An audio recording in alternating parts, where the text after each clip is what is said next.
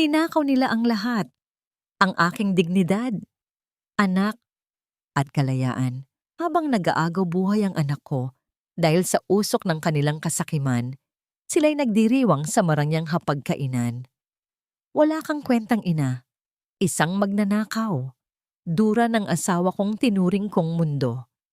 Ngunit ang bawat luha ko ngayon ay magiging asido sa kanilang lalamunan bukas.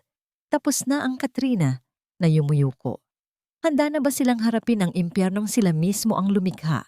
Ito ba ang isinusukli mo sa lahat ng kabutihang ipinatikim ko sa iyo? Ang magnakaw sa harap mismo ng aking mga mata?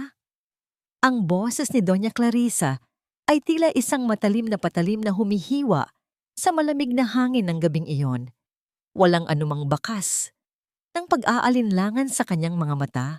Tanging ang nag-aapoy na galit at mapanuring tingin na tila binabalatan ang pagkatao ng kanyang manugang. Si Katrina ay nakatayo sa gitna ng marangyang sala, mahigpit na nakayakap sa nanginginig na katawan ng kanyang 5 taong gulang na anak, na si Leo. Ramdam niya ang bawat paghinga ng bata. Mabigat, hirap, at may kasamang kakaibang tunog sa loob ng dibdib na tila mga tuyong dahon na kinakalampag ng hangin. Kanina pa siya nagmamakaawa na dalhin ang bata sa ospital dahil sa kinalabasan ng usok mula sa silid ng kanyang biyenan. Ngunit ang tanging tugon na natanggap niya ay ang paghahalughog sa kanyang mga gamit. Mami, hindi ko po magagawa yan. Nagmamakaawa po ako. Si Leo muna ang atupagin natin. Hirap na siyang huminga, sagot ni Katrina, habang ang kanyang mga luha ay nagsisimulang pumatak sa noo ng kanyang anak. Ang bawat patak ay tila isang mainit na paalala ng kanyang kawalang kapangyarihan sa loob ng malaking bahay na ito na tinatawag nilang mansyon ng mga Ramos. Ngunit hindi siya pinakinggan ng matanda. Sa isang marahas na pagkilos, hinablot ni Doña Clarissa ang bag na naglalaman ng mga gamit ni Leo. Sa pagbaliktad nito, bumuhos sa sahig ang mga lampin, bote ng gatas at ang inhaler ng bata. Kasabay ng mga ito, isang kumikinang na bagay ang tumalbog sa makintab na marmol, lumikha ng isang tunog na tila hudyat ng kamatayan para sa dangal ni Katrina. Isang gintong singsing na may malaking diamante ang tumigil sa mismong tapat ng kanyang mga paa. Ito? Ano ito, Katrina? Ang bulyaw ni Doña Clarissa. Ang kanyang daliri ay nakaturo sa singsing na tila isang sumusumpang hatol. Ninanakaw mo ang natitirang alaala ng aking asawa para lang ibigay sa ama mong palubog na ang negosyo? Wala kang utang na loob. Nanigas ang buong katawan ni Katrina. Ang kanyang lalamunan ay tila tinakluban ng makapal na bara, hindi makapagsalita, hindi makahinga. Ang kawalang sala ay tila isang aninong mabilis na naglalaho sa harap ng ebidensyang itinanim laban sa kanya. Alam niyang wala siyang kinuha, ngunit sa bahay na ito, ang katotohanan ay pag-aari lamang ng may kapangyarihan. Eksaktong bumukas ang malaking pintuan at pumasok si Dante, ang kanyang asawa. Ang kanyang mga hakbang sa sahig ay nagbibigay ng bigat na tila bawat tapak ay dumadagundong sa dibdib ni Katrina. Inasahan niya ang pag-asa. Inasahan niyang sa pagtatama ng kanilang mga paningin, makikita ng lalaking nangakong magtatanggol sa kanya ang katotohanang nakasulat sa kanyang mga luha. Dante, tulungan mo ako. Hindi ko ito ginawa. Si Leo, kailangang madala sa doktor. Ang pabulong na pagsusumamo ni Katrina, ang kanyang boses, ay tila isang himig ng isang naghihingalong ibon. Lumapit si Dante, ngunit walang init sa kanyang mga mata. Tiningnan niya ang singsing sa sahig. Pagkatapos ay ang kanyang ina, na kunwaring humahagulgol sa isang sulok. At huli ay ang kanyang asawa. Sa halip na yakap, isang malakas na sampal ang dumapo sa pisngi ni Katrina. Ang puwersa ng pagkilos na yon ay nagdulot ng isang matinis na tunog sa kanyang pandinig, tila isang mahabang nota ng pagkabigo na ayaw nang tumigil. Ang kanyang mukha ay nalingat, at kasabay nito, ang pagbagsak ng kanyang natitirang pag-asa. Ang akala ko ay ikaw ang magdadala ng kapayapaan sa pamilyang ito, Katrina. Ngunit ikaw pala ang sisira sa amin. Ang malamig na tura ni Dante. Ang bawat salita ay tila mga tipak ng yelo na ibinabaon sa puso ni Katrina. Paano mo nagawang magnakaw habang ang anak mo ay may sakit? Ganito ka ba kadesperada? Dante, please. Maniwala ka sa akin. Hikbi ni Katrina habang ang kanyang kamay ay nakahawak sa namamanhid niyang pisngi. Ngunit hindi na siya tiningnan ng asawa. Umalis ka na rito, Katrina. Ayaw kitang makita sa pamamahay na ito hanggat hindi mo na ibabalik ang tiwala ni Mami. Ang huling sentensya ni Dante bago ito tumalikod at binuhat si Leo mula sa kanyang mga bisig. Naramdaman ni Katrina ang biglang pagkawalay ng init ng kanyang anak. Ang kanyang mga kamay ay naiwang nakabukas sa hangin, nangungulila, nanginginig. Pinanood niya kung paanong dinala ni Dante ang bata paakyat ng hagdan. Habang si Doña Clarisa ay nakatayo sa itaas, may isang nakakalokong ngiti na tila isang tagumpay ng dyablo. Ang malaking pintuan ng mansyon ay bumukas at ang mga tauhan ng bahay ay tila mga rebultong nanonood sa kanyang pagbagsak. Itinulak siya palabas sa gitna ng dilim at papabagsak na ulan. Ang tunog ng pagsasara ng pinto ay tila isang malakas na huling hininga ng kanyang buhay bilang asawa at ina. Nakatayo si Katrina sa gitna ng kalsada, basang-basa, yakap-yakap ang sarili habang ang bawat patak ng ulan ay humahalo sa kanyang mga luha. Sa loob ng bahay na yon, naroon ang kanyang mundo, ang kanyang anak, ang kanyang puso, na ngayon ay nasa ilalim ng kapangyarihan ng mga taong nagnanais siyang durugin. Paano niya mababawi ang kanyang anak kung ang buong mundo ay naniniwalang siya ay isang kriminal? Paano siya mabubuhay kung ang mismong taong mahal niya ang nagbigay sa kanya ng pinakamasakit na sugat? Sa gitna ng katahimikan ng gabi, isa lamang ang malinaw sa isip ni Katrina. Ang pag-ibig na nagligtas sa kanya noon ay siya ring Riles na magdadala sa kanya sa kanyang pagkawasak o sa kanyang muling pagsilang. Ang lamig ng umaga ay tila mga karayom na pilit tumatagos sa basang kasuotan ni Katrina. Ngunit mas matindi ang hapdi ng sugat sa kanyang puso na iniwan ng nagdaang gabi. Nakatayo siya sa labas ng malaking tarangkahan. Ang kanyang mga kamay ay nanginginig, hindi lamang dahil sa ginaw, kundi dahil sa kawalang katiyakan ng kanyang bukas. Ang bawat patak ng hamog mula sa mga dahon ay tila mga luhang nagmumula sa langit. Nakikiramay sa kanyang pagkaulila sa sariling anak. Bumukas ang maliit na pinto ng gate at lumabas si Doña Clarisa. Suot ang isang mamahaling pantulog na tila nagpapakita ng kanyang ganap na kapangyarihan. Walang bakas ng antok sa kanyang mukha. Tanging ang mapanuyang titig na tila tinatimbang ang halaga ng buhay ni Katrina. Huwag mong isiping pinabalik kita dahil sa awa, Katrina. Ang simula ng matanda, ang kanyang boses ay malamig at walang emosyon. I'm doing this for Leo. Hindi magandang lumaki ang bata na alam na ang kanyang ina ay isang magnanakaw na nasa kulungan. Pero huwag kang magkakamali, hindi ka na asawa sa bahay na ito. You are here to pay your debt. Magtatrabaho ka bilang katulong ng walang sahod hanggang sa mabayaran mo ang halaga ng ninakaw mo at ang utang na loob ng pamilya mo sa akin. Napakapit si Katrina sa rehas ng gate hanggang sa mamuti ang kanyang mga kuko. Ang bawat salita ng biyenan ay tila isang mabigat na kadena na ibinubusal sa kanyang leeg. Pababayaan niyo po ba akong makita si Leo? Kakargahin ko lang po siya, Doña Clarisa. Nagmamakaawa ako. Hindi mo siya lalapitan. Hindi mo siya kakausapin. Ang dumi ng iyong mga kamay ay hindi dapat dumapo sa balat ng aking apo. Ang malupit na tugon ng matanda bago ito tumalikod. Pumasok ka na. Maraming kailangang linisin sa kusina. Sa loob ng mansyon, nasalubong ni Katrina si Dante na abala sa pag-aayos ng kanyang mamahaling kurbata sa harap ng salamin. Ang bango ng kanyang pabango ay tila isang pader na naghihiwalay sa kanila. Isang paalala na habang siya ay lugmok sa putik, ang asawa niya ay handa ng harapin ang mundo nang walang bahid ng pagsisisi. Dante, please, help me! Alam mong hindi ko magagawa ang ibinibintang ni Mommy. Ang mahinang pagsusumamo ni Katrina, ang kanyang boses ay gumaralgal sa pagitan ng mga hikbi. Huminto si Dante, ngunit hindi niya tiningnan ang asawa sa mga mata. Katrina, be thankful that Mom is even letting you stay. Just do what she says. Ayoko ng gulo. Marami akong inaasikasong business deals. Kung gusto mong mapalapit kay Leo, patunayan mong nagbabago ka na. Para naman sa atin ang ginagawa ni Mommy.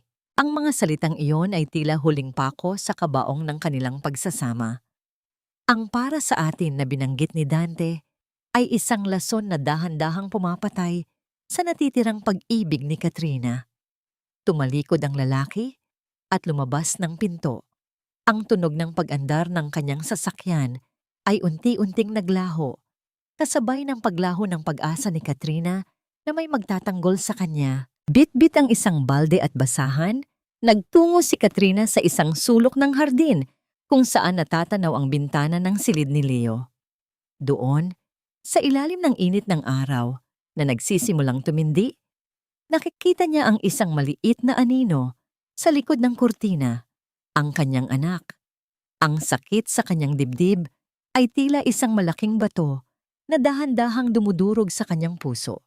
Ngunit sa gitna ng hapdi, isang bagong klaseng lakas ang naramdaman niya. Isang matigas na determinasyon na hindi siya susuko hanggat hindi niya nababawi ang kanyang kaisa-isang kayamanan. Nagsimulang kumiskis ang kanyang mga palad sa magaspang na sahig. Ang bawat pagkilos ay may kasamang panalangin at pagngangalit ng mga ngipin. Habang siya ay nakaluhod sa gitna ng dumi, lumapit si Manang Rosa, ang matandang tagapagsilbi na matagal na ring nagtitiis sa bahay na yon. Lumingon-lingon muna ang matanda bago mabilis na nag-abot ng isang maliit na supot ng tinapay at isang basong tubig. Kumain ka muna, Katrina. Kailangan mong magpalakas para sa anak mo. Ang mahinang bulong ni Manang Rosa, ang kanyang mga mata ay puno ng habag. Ang simpleng paghawak ng matanda sa kanyang balikat ay tila isang mainit na kumot sa gitna ng taglamig. Salamat po, Manang. Kayo lang po ang nakakaalam ng totoo. Sagot ni Katrina habang mabilis na isinusubo ang tinapay. Ang bawat lunok ay may kasamang pait ng kahihiyan. Nang matapos ang kanyang trabaho sa unang palapag, inutusan siya ni Doña Clarissa na ayusin ang mga lumang dokumento sa silong. Ang alikabok ay nagpapasikip sa kanyang paghinga, ngunit tinitiis niya ang lahat. Sa gitna ng pag-aayos ng mga nagkalat na papel, isang maliit na hibla ng gintong buhok ang nakita niya sa isang lumang unan na itinapon sa sulok. Kilala niya ang buhok na yon. Kay Leo iyon. Maingat niya itong pinulot at idinikit sa kanyang labi. Tila isang sagradong relikya na nagbibigay sa kanya ng dahilan para huminga. Ngunit sa ilalim ng unang yon, may isang bagay na pumukaw sa kanyang atensyon. Isang piraso ng papel na lukot, tila itinapon ng may pagmamadali. Nang buksan niya ito, nanlaki ang kanyang mga mata sa nakita. Isa itong resibo ng bangko na may petsang kahapon lamang, ang araw ng krisis ni Leo. Ang halagang nakasulat doon ay nagkakahalaga ng milyon-milyon at ang pangalang tumanggap ng pera ay hindi pamilyar sa kanya.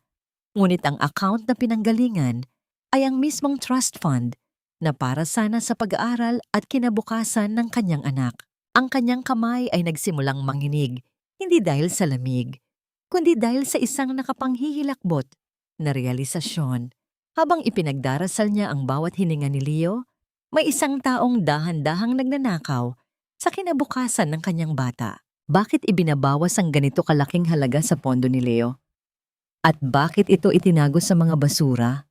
Ang bawat tibok ng puso ni Katrina ay tila isang tambol na nagbababala ng mas malalim pang lihim na nakabaon sa mansyong ito. Sa gitna ng katahimikan ng silong, naramdaman niya ang isang malamig na hangin na tila may ibinubulong na panganib. Sino ang tunay na magnanakaw sa bahay na ito? At hanggang saan ang kayang gawin ng taong iyon para manatiling lihim ang katotohanan. Ang kadiliman ng silong ay tila isang malaking bibig na nagtatangkang lamunin ang huling bakas ng pag-asa ni Katrina. Sa gitna ng amoy ng lumang papel at alikabok, nakaluhod siya habang hawak ang lukot na resibong nakita sa ilalim ng basura. Ang bawat himaymay ng papel na yon ay tila sumasalamin sa kanyang nagkadurog-durog na dangal. Ngunit ang mga numerong nakasulat doon ay nagbibigay ng kakaibang init sa kanyang nanlalamig na katawan. Milyon-milyong piso ang nawala sa pondo ni Leo. Ang perang dapat ay magliligtas sa buhay ng kanyang anak. At ang perang yon ay napunta sa isang hindi pamilyar na pangalan. Narinig niya ang marahas na pagbukas ng pinto sa itaas. Ang bawat damba ng matutulis na takong ni Doña Clarisa sa hagdan ng kahoy ay tila mga dagok sa kanyang dibdib, nagbababala ng paparating na bagyo. Mabilis na isinilid ni Katrina ang resibo sa loob ng kanyang suot na lumang blusa. Ramdam ang mabilis na pagtibok ng kanyang puso na tila isang ibong nagpupumiglas sa loob ng hawla. Bakit ka tumitigil sa paggawa? Akala ko ba ay gagawin mo ang lahat para sa anak mo? Ang boses ni Doña Clarisa ay umalingaw-ngaw sa apat na sulok ng madilim na silid. Puno ng pangungutya. Hindi sumagot si Katrina, na natiling nakayuko habang pilit na pinupunasan ng sahig. Ngunit hindi sapat ang kanyang pananahimik para sa matanda. Sa isang mapang-aping pagkilos, naramdaman ni Katrina ang bigat ng gintong takong ni Doña Clarisa na dumiin sa kanyang kaliwang palad na nakalapat sa sahig. Ang sakit ay gumuhit mula sa kanyang mga daliri hanggang sa kanyang buong pagkatao. Ngunit kinagat niya ang kanyang labi hanggang sa malasahan ang sariling dugo. Tumatangging magpakita ng anumang kahinaan. Linisin mo itong mabuti, Katrina. Huwag mong iwanan ang dumi mo rito.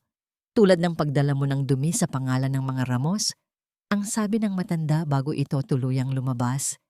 Iniwan ang isang bakas ng mapanghing amoy ng kanyang sigarilyo na humahalo sa alikabok. Nang masiguradong wala na ang biyenan, dahan-dahang itinaas ni Katrina ang kanyang kamay. Namumula at may bakas ng matulis na takong ang kanyang balat. Ngunit mas matindi ang apoy na nagliliyab sa kanyang mga mata. Sa sandaling iyon, ang takot ay dahan-dahang napapalitan ng isang malamig at matalas na layunin. Isang anino ang dahan-dahang lumitaw sa may pintuan ng silong. Akala ni Katrina ay bumalik ang kanyang biyenan, ngunit nakita niya ang nag-aalalang mukha ni Manang Rosa. Ang matanda ay may bitbit na balde, ngunit sa loob nito, sa ilalim ng basang-basahan, ay may isang maliit at lumang cellphone. Itago mo ito, Katrina. Gamitin mo ito para humingi ng tulong. Huwag kang mag-alala. Ako ang magbabantay sa labas. Ang pabulong na wika ni Manang Rosa, ang kanyang mga mata ay nagpapakita ng isang lihim na pakikiramay na matagal na niyang itinatago sa loob ng malupit na mansyong ito. Nang sumapit ang hating gabi, habang ang buong bahay ay balot na ng katahimikan at ang tanging maririnig ay ang malalayong huni ng mga insekto sa labas, nagtago si Katrina sa loob ng maliit na bodega ng mga kagamitan sa panlinis. Nanginginig ang kanyang mga daliri habang pinipindot ang mga numero ng kanyang ama. Ang liwanag mula sa maliit na screen ay tila isang parola sa gitna ng malawak at madilim na karagatan. Sana ay naririnig pa rin ako ng langit. Ang bulong niya sa sarili. Inilapat niya ang cellphone sa kanyang tainga. Dinaramdam ang bawat tunog ng koneksyon na tila isang mahina at elektronikong tibok ng puso. Matagal ang bawat sandali. Ang kanyang hininga ay pigil. Naghihintay sa pamilyar na boses ng kanyang ama, ang tanging tao na alam niyang hindi tatalikod sa kanya. Ngunit nang sa wakas ay may sumagot sa kabilang linya, hindi ang boses ng kanyang ama ang kanyang narinig. Isang malalim, baritono at kalmadong tinig ang bumali sa katahimikan ng gabi. Isang tinig na nagpabalik sa kanya sa mga alaala ng kanyang kabataan, sa mga panahong hindi pa siya nakagapos sa mga ramos.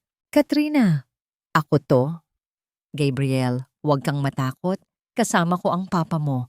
Alam namin ang lahat at hindi ka namin pababayaan.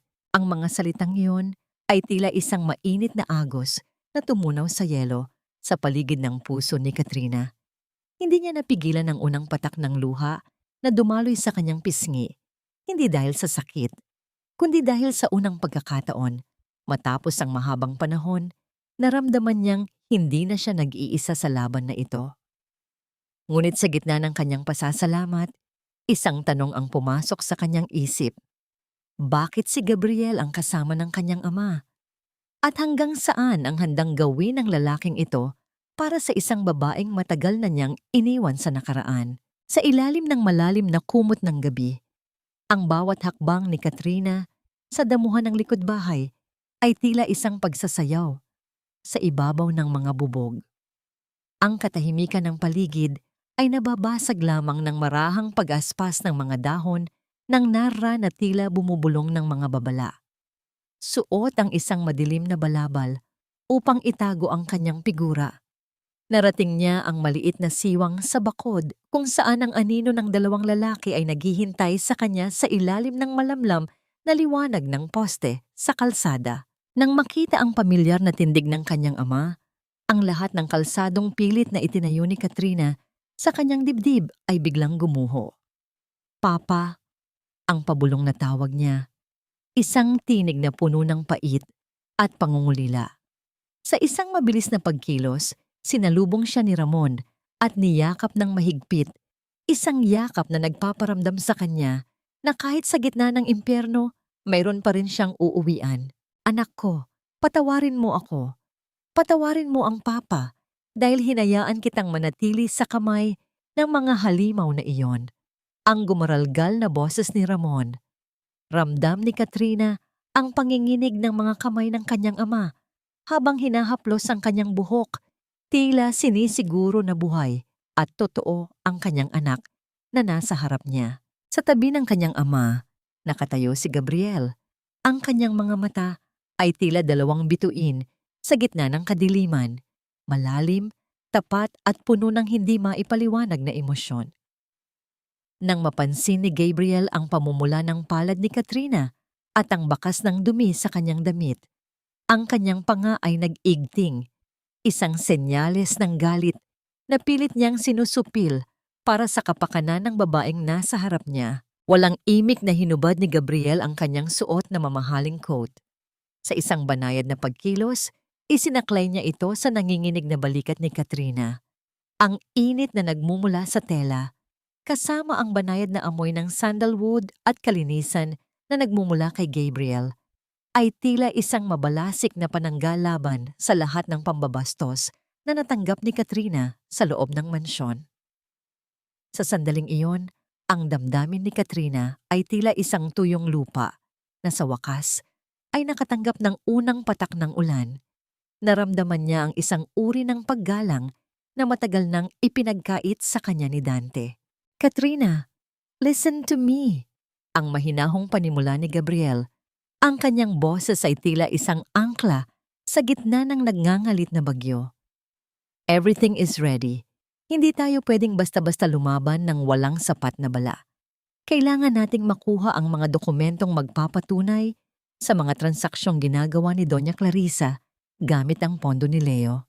Trust me, I will get you out of here and I will make sure you get your son back legally and permanently. Tumingin si Katrina kay Gabriel. Hinahanap ang anumang bakas ng pag-aalinlangan, ngunit wala siyang nakita kundi ang purong determinasyon. Bakit mo ito ginagawa, Gabriel? Matapos ang maraming taon, bakit ngayon? Ang mahina niyang tanong, ang kanyang mga mata ay nangungusap ng mga nakaraang hindi na kailanman muling mababalikan. Isang matamis at mapait na ngiti ang sumilay sa mga labi ni Gabriel. Hindi siya sumagot ng direkta. Sa halip ay mas hinigpitan niya ang pagkakaayos ng coat sa balikat ni Katrina. Ang kanyang mga daliri ay bahagyang sumentro sa tela na malapit sa leeg ng babae. Isang distansyang sapat na upang maramdaman nila ang init ng hininga ng isa't isa. Dahil ang pangako ko sa iyo nung mga bata pa tayo ay hindi kailanman nagbago, Katrina. Hinding-hindi kita pababayaan. Ang sandaling iyon ay tila tumigil ang pag-ikot ng mundo. Ang bawat tibok ng puso ni Katrina ay tila isang mahinang tambol na sumasabay sa himig ng pag-asa. Ngunit ang munting paraisong iyon ay agad ding naglaho nang maalala niya ang realidad na kanyang kinakaharap. Kailangan na niyang bumalik. Mabilis na nagpaalam si Katrina sa kanyang ama at kay Gabriel. Habang naglalakad siya pabalik sa mansyon, bit-bit niya ang bigat ng plano at ang init ng pag-asang ibinigay ng dalawa. Maingat siyang pumasok sa pintuan sa likod, dahan-dahang inilapat ang hamba sa hamba upang hindi lumikha ng anumang ingay na gigising sa mga natutulog na halimaw. Nang makarating siya sa kanyang maliit at madilim na silid, laking gulat niya nang makitang nakabukas ang ilaw. Doon, sa gitna ng silid, nakaupo si Dante. Ang kanyang asawa ay mukhang bagong gising, magulo ang buhok, at may hawak na baso ng alak. Ang hangin sa loob ng kwarto ay tila naging malapot at mahirap hingahin. "Saan ka galing, Katrina?" ang tanong ni Dante. Ang kanyang boses ay puno ng hinala at panunubok. "Kumuha lang ako ng tubig sa kusina, Dante. Hindi ako makatulog." Ang mahinahong sagot ni Katrina. Pinipilit na huwag manginig ang kanyang boses habang dahan-dahang itinatago ang coat ni Gabriel sa likod ng pintuan. Tumayo si Dante at lumapit sa kanya. Sa bawat hakbang nito, ang amoy ng alak ay humahalo sa isang pamilyar ngunit nakasusulasok na halimuyak. Nang mapadikit ang katawan nito kay Katrina, isang kakaibang amoy ang pumasok sa kanyang ilong. Isang matamis at matapang na amoy ng pabango ng babae. Isang uri ng bulaklak na hindi kailanman ginamit ni Katrina at lalong hindi ginagamit ng kanyang biyenan. Ang amoy na iyon ay tila isang malakas na sampal na nagpagising sa lahat ng pandama ni Katrina. Tumingin siya sa mga mata ni Dante, naghahanap ng anumang bakas ng katapatan, ngunit ang nakita lamang niya ay ang kawalan ng pakialam. Sa sandaling iyon, hindi lamang ang puso ni Katrina ang nadurog. Ang lahat ng natitirang respeto niya para sa kanyang asawa ay tila abo na tinangay ng hangin. Kaninong pabango ang nakakapit sa beaso ng vest ni Dante at anong uri ng pagtataksil ang nagaganap sa likod ng kanyang mga pasakit. Ang sikat ng araw na pumasok sa bintana ng silid kainan ay tila isang malupit na ilaw na naglalantad sa lahat ng kapangitan sa loob ng mansyon ng mga Ramos.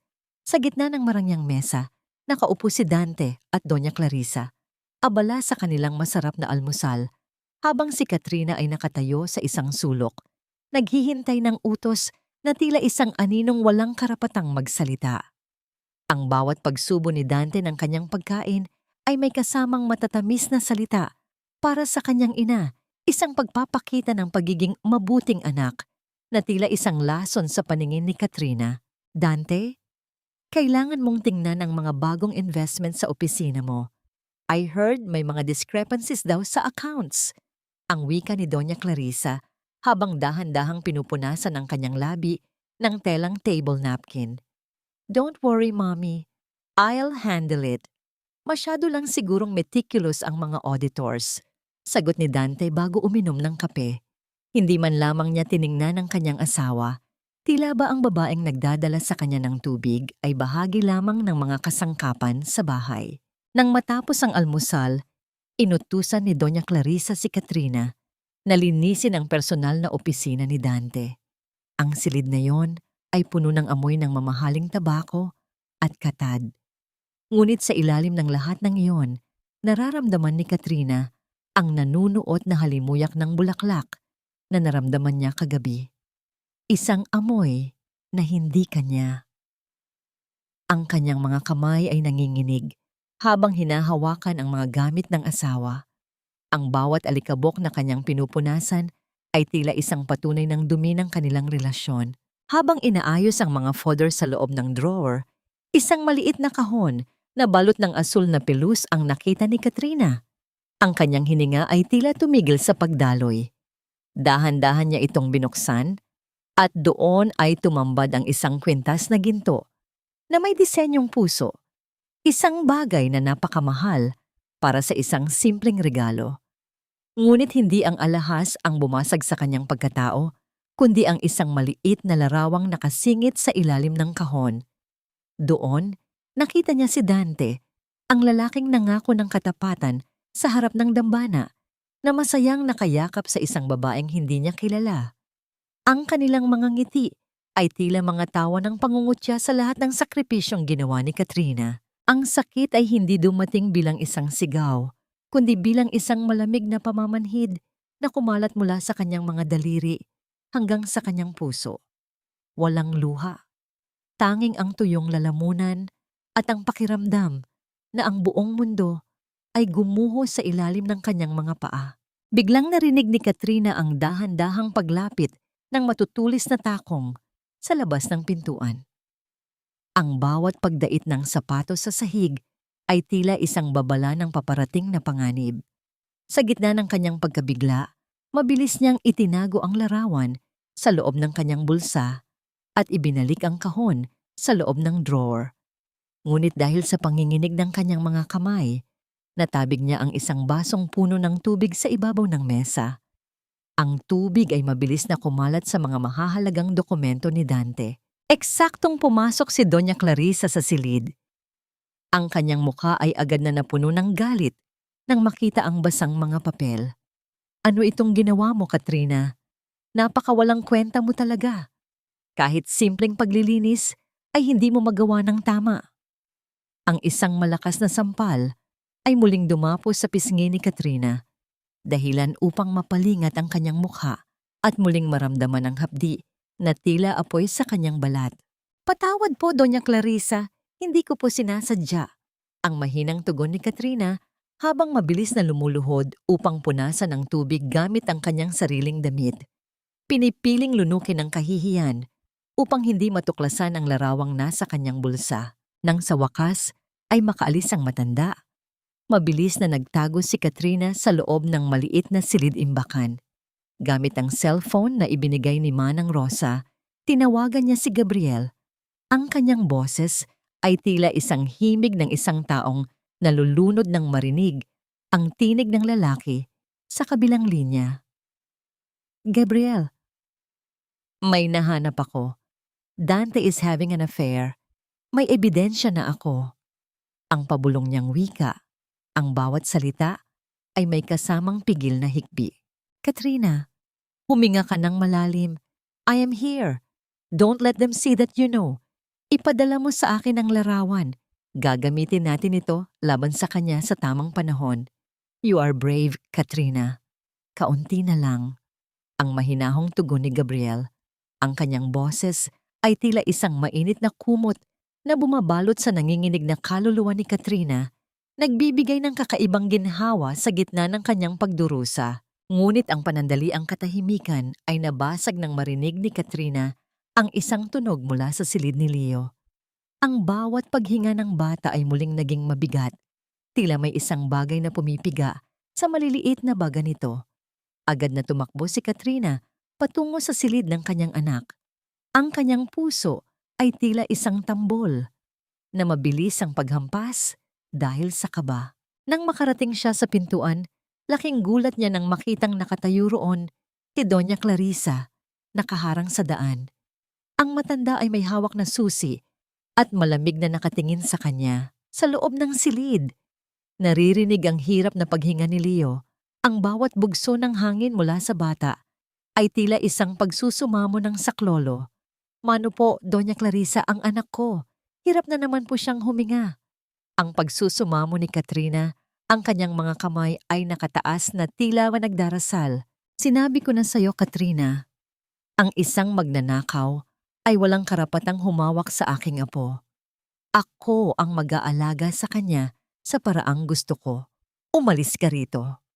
Ang matanda ay marahas na isinara ang pinto at narinig ni Katrina ang pag-ikot ng susi sa loob ng trangka. Naiwang nakatayo si Katrina sa labas ng pintuan. Ang kanyang mga palad ay nakasandal sa malamig na kahoy habang naririnig ang mahinang pag-ungol ng kanyang anak sa loob. Ang bawat sandaling hindi siya makapasok ay tila isang taon ng pagdurusa. Ang kanyang puso ay unti-unting napupuno ng isang uri ng galit na hindi niya kailanman naramdaman. Isang galit na handang sumunog sa lahat ng bagay na humaharang sa kanya at sa kanyang anak. Hanggang kailan niya kayang tiisin ang makitang naghihingalo ang kanyang anak habang ang mga kamay niya ay nakagapos sa utang na loob at kahihiyan. Ang bawat hininga ni Leo na nanggagaling sa kabilang panig ng nakasusi na pinto ay tila isang matalim na sipol ng hangin sa baradong lalamunan. Isang tunog na nagpapahiwatig ng unti-unting pagkaubos ng lakas ng bata. Nakaluhod si Katrina sa matigas na sahig ng pasilyo. Ang kanyang mga palad ay nakadikit sa malamig na kahoy ng pinto habang ang kanyang sariling dibdib ay tila pinipiga ng isang dambuhalang kamay. Ang bawat sandali ng katahimikan mula sa loob ng silid ay mas nakatatakot kaysa sa mga huling hininga ng kanyang anak. Ito ay katahimikang nagbababadya ng kamatayan. Bumukas ang pinto ng bahagya, sapat lamang upang lumabas ang maputlang liwanag mula sa loob at ang nakasusulasok na amoy ng sigarilyong hinaluan ng gamot. Lumitaw ang mukha ni Doña Clarisa. Ang kanyang mga mata ay walang bakas ng pag-aalala. Tanging ang isang malamig at kalkuladong plano ang mababanaag sa kanyang anyo. May hawak siyang isang piraso ng papel at isang mamahaling panulat na tila isang sandata sa ilalim ng ilaw ng pasilyo. Ayoko ng drama, Katrina. Naghihirap ang bata dahil sa kapabayaan mo. Ang simula ng matanda. Ang kanyang boses ay tila isang mahinang kalantog ng bakal sa gitna ng gabi. Kung gusto mong pumasok at alagaan siya, pirmahan mo ito. Ibigay mo sa akin ang buong karapatan sa lahat ng mamanahin ni Leo mula sa mga ramos. Isuko mo ang lahat at hahayaan kitang maging ina niya ngayong gabi. Isang mabalasik na panlulumo ang gumuhit sa mukha ni Katrina. Ang kanyang anak ay nag-aagaw buhay at ang kanyang biyenan ay nakuha pang makipagnegosasyon gamit ang kinabukasan ng bata bilang taya. Ngunit sa harap ng bawat hirap na paghinga ni Leo na naririnig niya, ang salapi at yaman ay nawalan ng halaga. Sa pamamagitan ng kanyang nanginginig na kamay, kinuha niya ang panulat. Ang pagdait ng tinta sa papel ay tila isang paghiwa sa kanyang sariling balat. Isang sakripisyong walang pag-aalinlangan. Nang makuha ang papel, dahan-dahang tumabi si Doña Clarisa. Agad na sumugod si Katrina sa loob. Doon, nakita niya ang kanyang maliit na anghel. Maputla, pawis na pawis, at ang mga labi ay tila nagsisimula ng maging kulay ube. Agad niyang kinuha ang inhaler at maingat na inilapat sa bibig ng bata. Ang bawat bugso ng gamot ay tila isang panalangin na lumalabas sa kanyang mga labi. Mama ay narito na, anak. Huwag kang matakot. Hinding-hindi ka iiwan ni Mama. Ang pabulong niyang awit habang ang kanyang mga luha ay pumapatak sa pisngi ni Leo. Dahan-dahang hinaplos ni Katrina ang likod ng anak. Nararamdaman ang bawat panginginig ng maliit na katawan hanggang sa unti-unti itong kumalma. Ang silid ay binalot ng isang mabigat na katahimikan, isang uri ng kapayapaang nabuo mula sa gitna ng unos. Inawit niya ang paboritong kanta ni Leo. Ang kanyang tinig ay gumaralgal, ngunit puno ng pagmamahal. Tila isang mahinang agos ng tubig na naglilinis sa lahat ng hapdi ng nagdaang mga oras. Nang sa wakas ay makatulog ang bata, hindi hinayaan ni Katrina na lamunin siya ng pagod. Ang pagmamahal niya kay Leo ang nagbigay sa kanya ng bagong lakas. Isang lakas na mas matalas kaysa sa anumang galit. Sa ilalim ng madilim na silid, kinuha niya ang lumang cellphone na ibinigay ni Manang Rosa. Gamit ang mahinang liwanag ng screen, nagsimula siyang maglakad ng walang tunog patungo sa tufong ng kanyang biyenan. Ang bawat hakbang niya sa makintab na sahig ay tila isang paglakad sa ibabaw ng manipis na yelo. Alam niyang, sa sandaling ito, ang bawat galaw niya ay isang pakikipagpatintero sa panganib. Narating niya ang malaking mesa ni Doña Clarisa. Doon, Nakita niya ang isang folder na may tatak na pondong tulong. Sa loob nito ay ang mga dokumentong naglalaman ng tunay na kulay ng kanyang mga kaaway. Mga transaksyong hindi para sa kawanggawa, kundi para sa pansariling luho ng matanda. Mabilis niyang kinuha ang mga larawan ng bawat pahina. Ang pagliwanag ng screen ng cellphone sa bawat pagkuha ng litrato ay tila mga kidlat sa loob ng madilim na kwarto.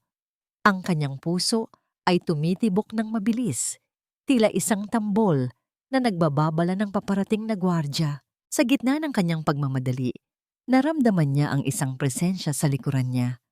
Ang kanyang buong katawan ay nanigas. Dahan-dahang lumingon si Katrina. Ang kanyang hininga ay pigil sa kanyang lalamunan. Doon, sa may pintuan, nakatayo si Manang Rosa. Ang matanda ay nakasuot ng kanyang simpleng duster. Ang kanyang muka ay puno ng takot, ngunit may kasamang determinasyon. "Bilisan mo, Katrina. Parating na ang iyong asawa." Ang mahinang bulong ni Manang Rosa. Sa mga mata ng matanda, nakita ni Katrina ang sarili niyang larawan. Isang babaeng matagal nang inalipusta, ngunit ngayon ay handa ng lumaban. Walang salitang namagitan sa kanila. Tanging ang isang malalim na pagkakaintindihan ng dalawang pusong parehong sinugatan ng parehong halimaw. Mabilis na ibinalik ni Katrina ang mga folder at lumabas ng silid kasunod ng matanda.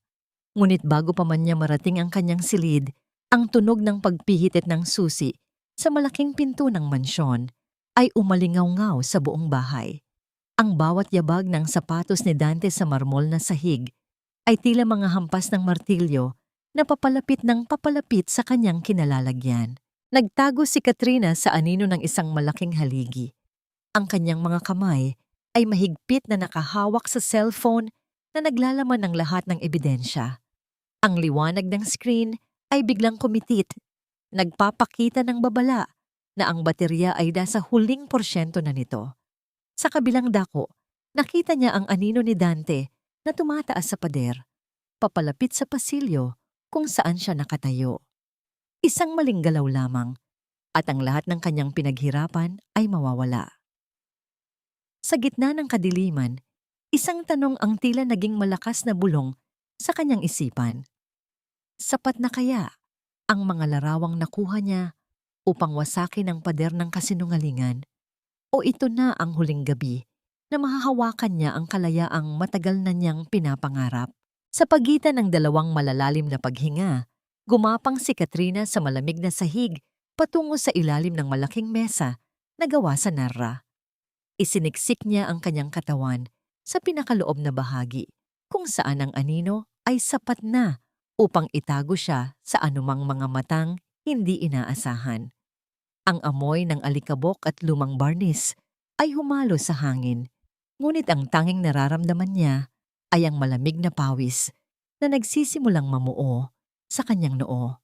Sa kanyang kamay, ang maliit na cellphone ay tila isang piraso ng yelo. Ang huling porsyento ng baterya nito ay isang manipis na sinulid ng pag-asa na anumang oras ay maaaring maputol. Narinig niya ang pagbukas ng pinto ng tufang. Kasunod ang mabibigat na yabag ng mamahaling sapatos ni Dante sa sahig. Ang anino ng kanyang asawa ay gumuhit sa pader, isang malaki at nakakatakot na figura na nagpapakita ng kanyang kapangyarihan sa loob ng madilim na silid.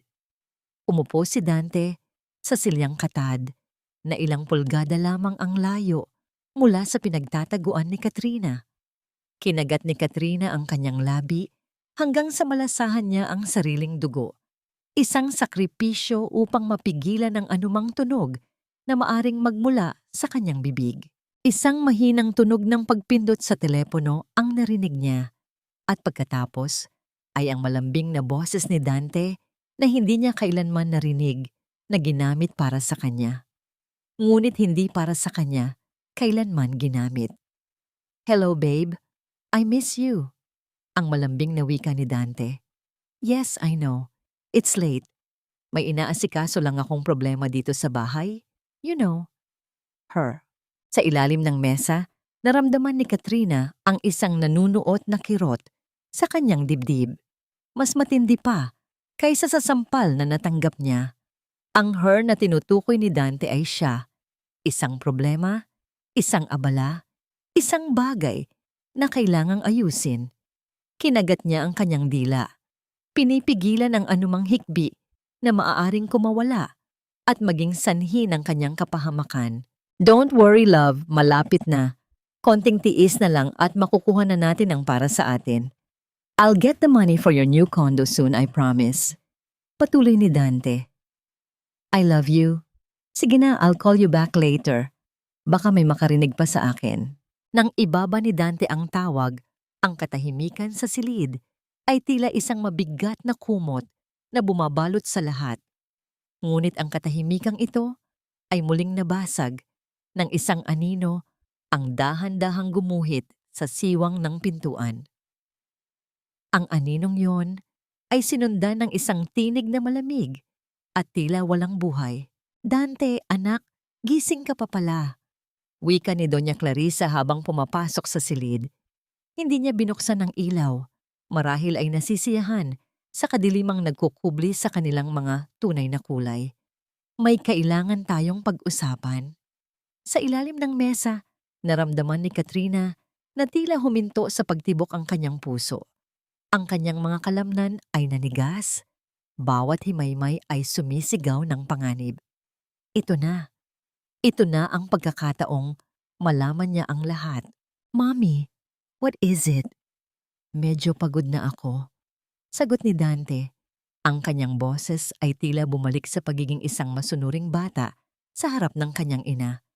Yung maliit na lupa sa probinsya na nakapangalan pa rin kay Katrina, ang simula ni Doña Clarisa. Kailangan na nating mailipat iyon sa pangalan mo. May buyer na akong nakausap. Malaki ang ibabayad nila. We can use the money to expand our business. And maybe, for your future with someone more deserving. Ang bawat salita ni Doña Clarisa ay tila isang matalim na karayom na tumutusok sa tainga ni Katrina. Ang lupang iyon na miyon, ang natatanging pamana ng kanyang mga magulang, ang huling piraso ng kanyang pagkatao bago siya maging isang Ramos. At ngayon, ipagbibili ito na tila isang basurang walang halaga. Walang pag-aalinlangan, dahan-dahan niyang itinapat ang cellphone sa siwang sa ilalim ng mesa at pinindot ang record button. Nananalangin na sana'y sapat ang natitirang lakas ng baterya upang makuha ang usapang ito na magiging susi sa kanyang kalayaan. Okay, Mommy. Kayo ang bahala. Just prepare the documents, I'll sign them. Ang mabilis na pagsang-ayon ni Dante. Nang marinig ang pagsang-ayon ng anak, isang mahinang tawa ang kumawala sa mga labi ni Doña Clarisa. Isang tunog na mas nakakapangilabot kaysa sa anumang sigaw. Magaling anak, matulog ka na. Ako na ang bahala sa lahat. Narinig ni Katrina ang pag-alis ng dalawa. Ang tunog ng kanilang mga yabag ay unti-unting naglaho, ngunit ang kanilang mga salita ay nanatiling nakaukit sa hangin, tila isang lason na hindi na kailanman mabubura. Sa sandaling iyon, ang huling porsyento ng baterya ay naglaho, at ang screen ng cellphone ay tuluyang naging isang blangkong salamin ng kadiliman. Nang masiguradong wala ng tao, gumapang si Katrina palabas. Hindi niya pinili ang pintuan. Nakita niya ang isang maliit na bintana sa likurang bahagi ng silid, isang daanan na ginagamit lamang ng mga hardinero. Bagamat ito ay kinakalawang at mahirap buksan, pilit niya itong itinulak gamit ang lahat ng kanyang natitirang lakas. Bumukas ito ng may mahinang alatiit na tila isang buntong hininga. Dahan-dahan niyang isiniksik ang kanyang katawan palabas at sa wakas, naramdaman niya ang matitigas na damo at maliliit na bato sa kanyang mga palad. Nakatayo sa gitna ng kadiliman ng hardin, tiningnan niya ang mansyon na tila isang malaking halimaw na nag-aabang sa kanyang pagbabalik.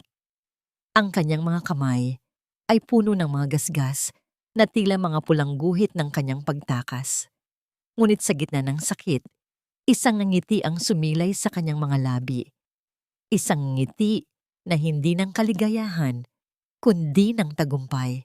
Bawat gasgas, bawat sugat ay isang medalya ng kanyang katapangan. Maingat siyang bumalik sa kanyang silid at isinara ang pinto ng walang anumang tunog. Sa wakas, ang kanyang katawan ay bumagsak sa manipis na kutsyon. Ang pagod ay tila isang malaking alon na humahampas sa kanyang kaluluwa.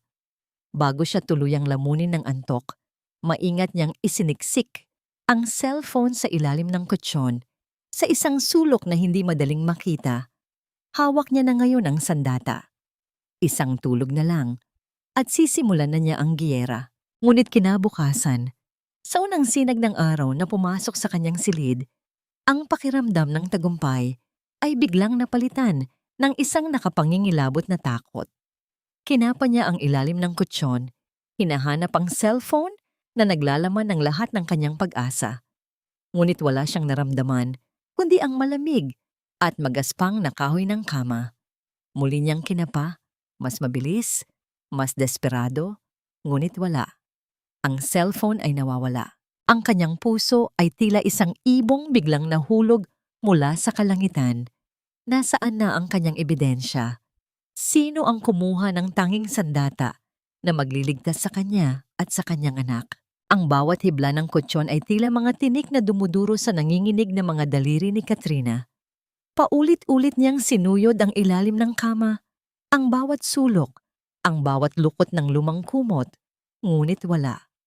Ang tanging nararamdaman niya ay ang malamig na kahoy at ang magaspang na tela. Ang cellphone, ang sisidlan ng lahat ng kanyang katibayan, ang tanging susi sa kanyang kalayaan, ay naglaho na tila isang panaginip. Isang malamig na takot ang gumapang sa kanyang likuran, isang uri ng panghihilakbot na nagpapahiwatig na ang halimaw na kanyang kinakalaban ay palaging isang hakbang na nauuna sa kanya.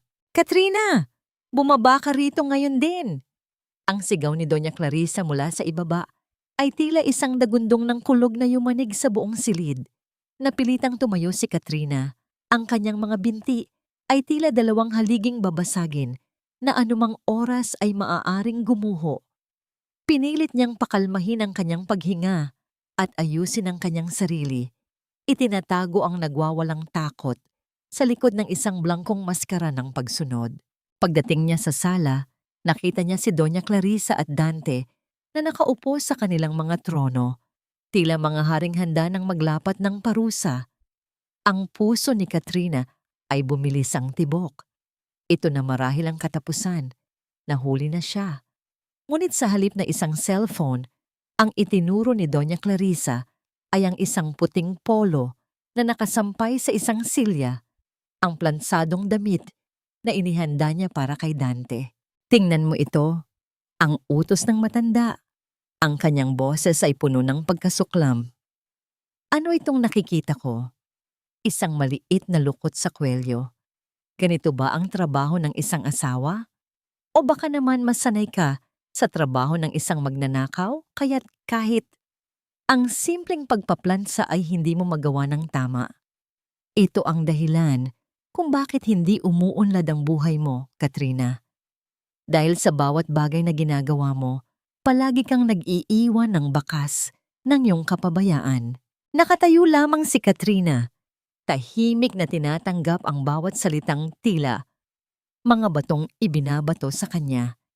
Hindi tungkol sa cellphone, hindi tungkol sa kanyang paglabas kagabi, tungkol lamang sa isang maliit na lukot sa damit. Sa sandaling iyon, naramdaman niya ang isang matinding pagod.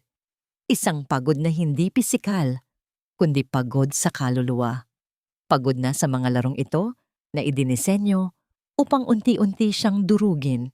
Ulitin mo ang pagpaplansa sa lahat ng damit ni Dante at siguraduhin mong wala akong makikitang kahit isang maliit na guhit. Ang huling utos ng matanda bago siya tumalikod.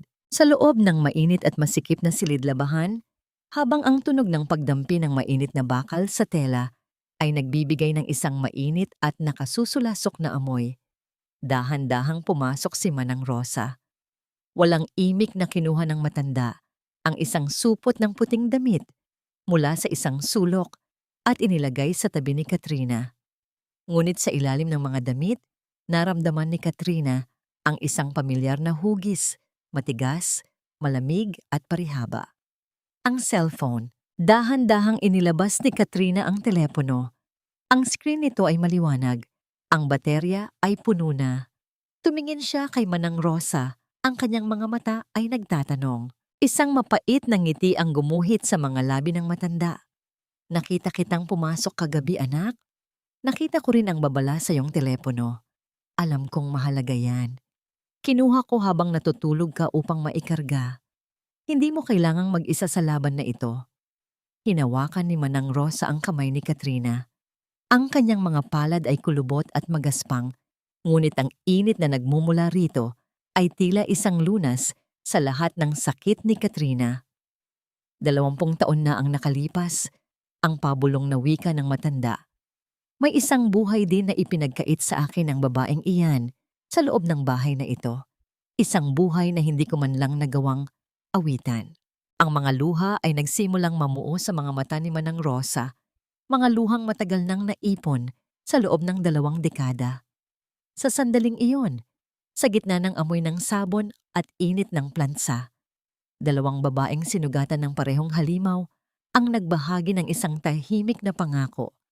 Ang kanilang mga kamay ay magkahawak, isang sumpaan na hinding-hindi na sila muling magpapatalo. Nang makahanap ng pagkakataon, mabilis na nagtago si Katrina sa likod ng mga nakasampay na kumot. Gamit ang nanginginig ngunit determinadong mga daliri, ipinadala niya ang lahat ng ebidensya kay Gabriel. Ang mga larawan ng dokumento, ang larawan ni Dante at ng kanyang babae. At ang pinakamahalaga sa lahat, ang recording ng usapan ni Dante at Doña Clarissa.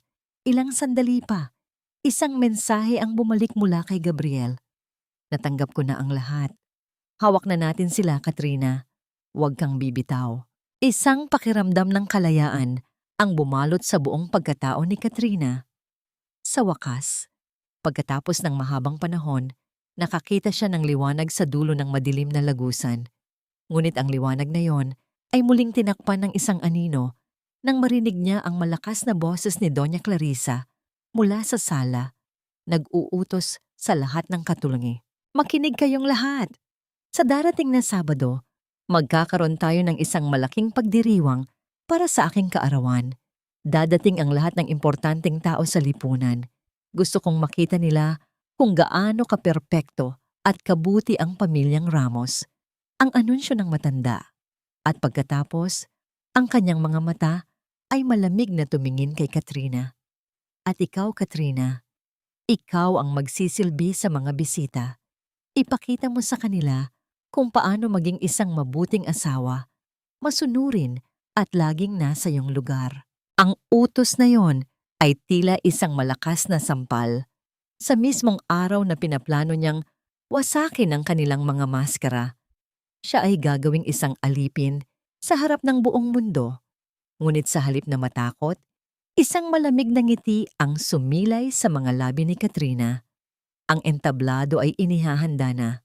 At sa pagkakataong ito, hindi siya ang magiging bida sa isang trahedya, kundi ang direktor ng kanilang pagbagsak. Ang araw bago ang malaking pagdiriwang ay binalot ng isang nakabibinging katahimikan. Ang mansyon, na karaniwang puno ng mga utos at pagmamalaki, ay pansamantalang naiwang walang laman. Si Doña Clarissa at Dante ay abala sa pamimili ng mga huling palamuti at kasuotan, isang perpektong pagkakataon na tila ipinagkaloob ng tadhana. Sa isang pasilyo, nagtama ang mga mata ni Katrina at Manang Rosa. Walang salitang namagitan, ngunit sa isang marahang pagtango ng matanda, naintindihan ni Katrina na ito na ang hudyat, ito na ang oras. Ang kanyang mga paa ay tila walang bigat habang tinatahak niya ang pasilyo patungo sa opisina ni Doña Clarissa. Sa kanyang kamay, ang isang kumpol ng kinakalawang na susi na ibinigay ni Manang Rosa ay tila isang mabigat na medalyon ng pag-asa. Bawat hakbang ay may kasamang panalangin. Bawat tibok ng puso ay isang alingawngaw ng tapang at takot. Ang pagbukas ng pinto ng opisina ay tila pagpasok sa lungga ng isang ahas, malamig tahimik, at puno ng nakatagong kamandag. Sa likod ng isang malaking pintura ng yumaong Don Ramos, naroon ang isang maliit na pinto na bakal. Ginamit ni Katrina ang isa sa mga susi. Ang pag-ikot nito sa seradura ay tila isang mabagal na paggiling sa kanyang kaba.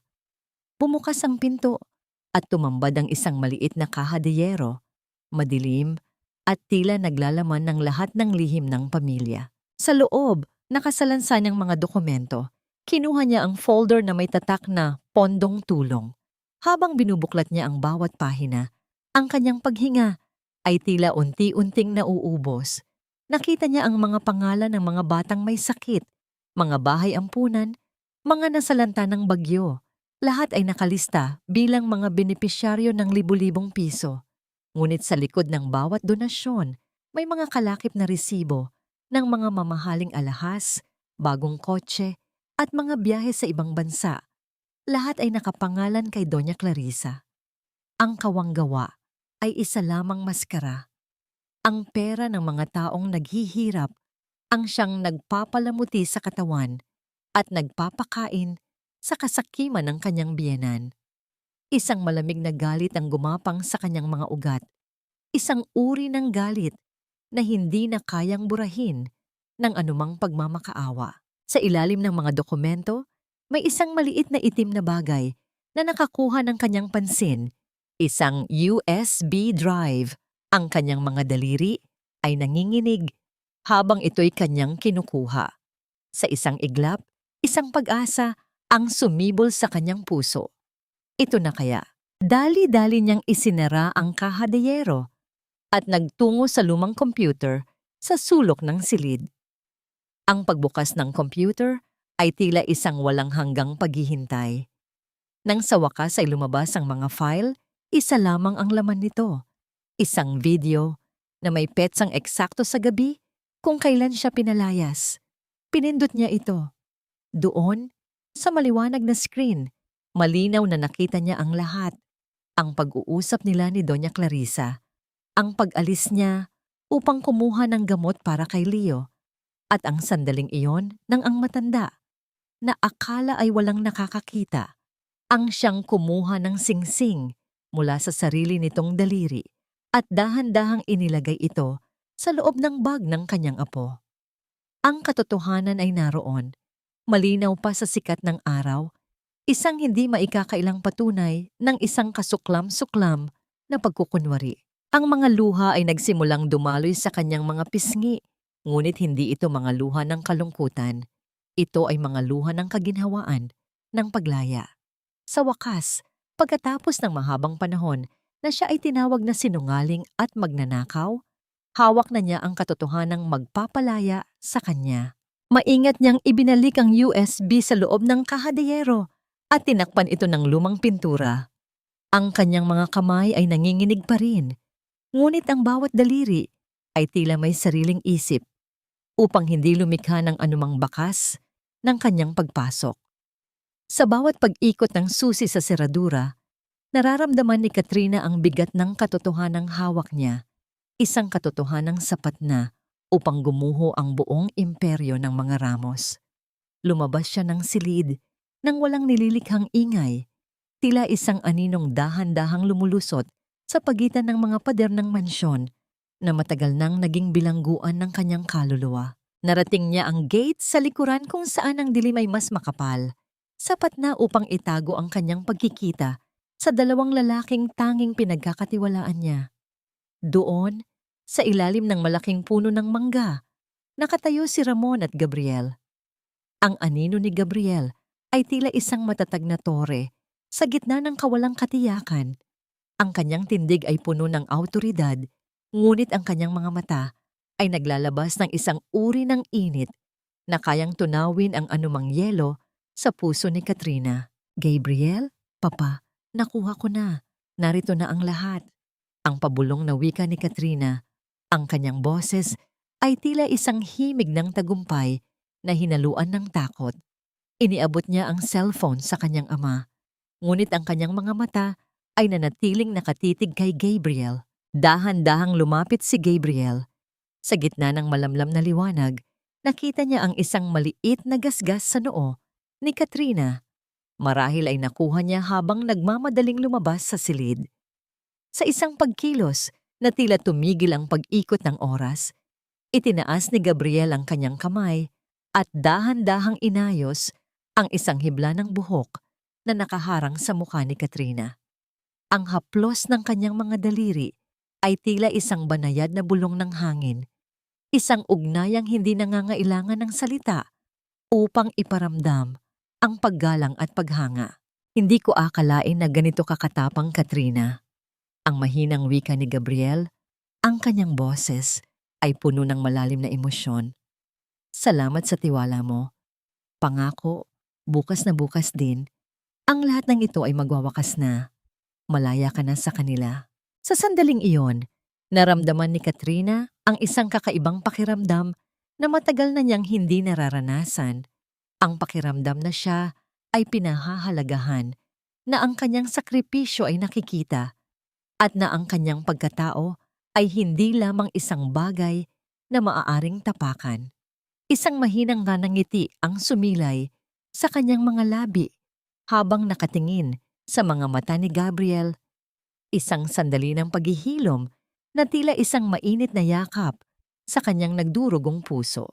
Ngunit ang panandaliang katahimikan at tamis ng sandali ay biglang nabasag nang marinig ni Gabriel ang isang tawag sa kanyang telepono. Pagtingin niya sa screen, ang kanyang mukha ay agad na nabalot ng seryosong anyo. Mabilis siyang lumayo ng kaunti upang sagutin ang tawag, ngunit nakita ni Katrina ang pagkumpas ng kanyang mga kamay na tila may malaking problemang nagaganap. Nang bumalik si Gabriel, ang kanyang mga mata ay puno ng babala. Tumingin siya kay Ramon at pagkatapos ay kay Katrina. Kailangan na nating kumilos. May nakuhang balita ang aking tauhan. May isang itim na sasakyang kanina pa nakabuntot sa kotseng ginamit ni Tito Ramon patungo rito. Mukhang hindi tayo ang tanging nagmamasid sa dilim. Ang bawat salita ni Gabriel ay tila mga tipak ng yelo na bumagsak sa likuran ni Katrina. Ang takot na akala niya ay natapos na ay muling gumising, mas matindi at mas mapanganib. Sino ang nakasunod sa kanyang ama? Alam na ba ni Doña Clarissa ang tungkol sa kanilang lihim na pagkikita? Ang bawat tibok ng puso ni Katrina ay tila isang mabilis na tambol na nagbababala ng panganib habang mabilis siyang bumabalik sa loob ng mansyon. Ang bawat hakbang niya sa damuhan ay tila pagtakbo sa ibabaw ng nagbabagang uling, ngunit kailangan niyang maging matatag. Pagpasok niya sa pintuan sa likod, sinalubong siya ng isang malamig na katahimikan na tila ba ang mismong mga pader ng bahay ay nagmamasid sa kanya. Hindi pa siya nakakaakyat sa kanyang silid nang marinig niya ang isang galit na sigaw mula sa itaas. Katrina, nasaan ka? Ang boses ni Dante ay puno ng bangis, isang tunog na nagpapahiwatig na ang kanyang lihim ay maaaring natuklasan na. Dali-daling tinanggal ni Katrina ang kanyang madilim na balabal at isinuksok ito sa likod ng isang malaking plorera. Pinigilan niya ang kanyang paghinga. Pilit na pinapakalma ang nanginginig niyang mga kamay bago dahan-dahang umakyat sa hagdan. Pagdating niya sa pasilyo, nakita niya si Dante na nakatayo sa harap ng nakabukas na pinto ng tufang ni Doña Clarissa. Ang kanyang asawa ay mukhang isang halimaw sa ilalim ng malamlam na ilaw. Ang kanyang mukha ay namumula sa galit. Anong ginagawa mo rito sa labas ng kwarto mo? Ang asik ni Dante, habang mahigpit na nakahawak sa braso ni Katrina. Bakit nakabukas ang drawer ni Mommy? Ikaw ba ang pumasok dito? Naramdaman ni Katrina ang hapdi sa kanyang braso. Ngunit sa halip na sumigaw, hinayaan niyang dumaloy ang mga luha sa kanyang mga pisngi. Ginamit niya ang lahat ng sakit at paghihirap na kanyang naramdaman sa loob ng maraming taon upang buuin ang isang papel na hindi kailanman pagdududahan ni Dante. Ang papel ng isang desperado at nawawala sa sariling asawa. Dante, please. Ang gamot ni Leo. Ang paos niyang wika. Ang bawat salita ay may kasamang hikbi na tila nagmumula sa kailaliman ng kanyang kaluluwa. Ubos na ang gamot niya. Hindi siya makahinga ng maayos. Naghahanap lang ako ng kahit anong makakatulong sa kanya. I was so scared, Dante. Hindi ko na alam ang gagawin ko. Tiningnan siya ni Dante ng may pagdududa, ngunit ang anyo ni Katrina, gusot ang buhok, basa ang mga pisngi, at nanginginig ang buong katawan, ay tila sapat na upang palambutin ang kanyang hinala. Binitawan niya ang braso ni Katrina nang may pandidiri. Sinasabi ko na nga ba, wala ka talagang silbi. Ang malamig na tura ni Dante. May gamot sa cabinet sa kusina. Bakit dito ka naghahanap? Napakabobo mo talaga. Eksaktong lumabas si Doña Clarissa mula sa kanyang silid. Suot ang kanyang mamahaling robe. Ano itong ingay na irita nito? Dante, bakit mo inaaksaya ang panahon mo sa babaeng yan? Mami, nakita ko siyang umaaligid dito sa tapat ng opisina niyo. Akala ko kung ano na, paliwanag ni Dante. Tumingin si Doña Clarissa kay Katrina nang may mapanuring mata. Ang kanyang tingin ay tila isang matalim na karayom na sinusubukang tahiin ang mga butas sa kwento ni Katrina. Hayaan mo na siya, Dante. Masyadong mahina ang utak ng babaeng yan para makagawa ng anumang bagay na ikababahala natin. Pinaparusahan na siya ng sarili niyang kamangmangan. Paalisin mo na siya sa harap ko, nakakasira ng gabi. Yumuko si Katrina. Itinatago ang isang matalas at malamig na ngiti sa likod ng kanyang mga buhok. Ang kanilang kayabangan ang magiging mitya ng kanilang pagbagsak. Dahan-dahan siyang naglakad patungo sa silid ni Leo. Nang makapasok siya, agad niyang naramdaman ang init ng kanyang anak. Naupo siya sa tabi ng bata at hinaplos ang malambot nitong pisngi.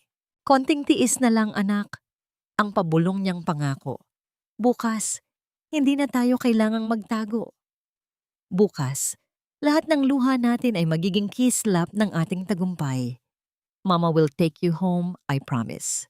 Ang gabing iyon ang huling gabi na ituturing ni Katrina ang kanyang sarili bilang biktima.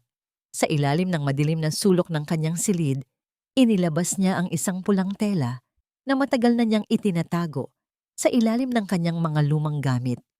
Ito ang kanyang pulang bestido, ang simbolo ng kanyang muling pagsilang.